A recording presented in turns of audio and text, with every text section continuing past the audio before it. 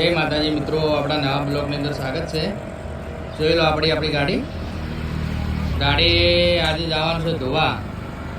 સવારે વહેલા આવી ગયો છું ઘેરથી ઉઠીને 7:44 થઈએ. ગાડી થઈએ મારી હારી મેળી ગયા.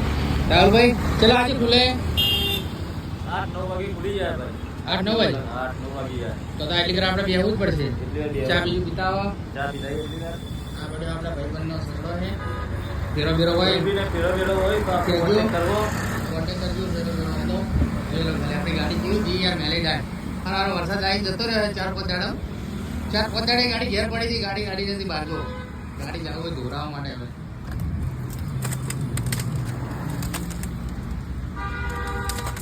જય માતાજી મિત્રો. મારો રોકીભાઈ છે.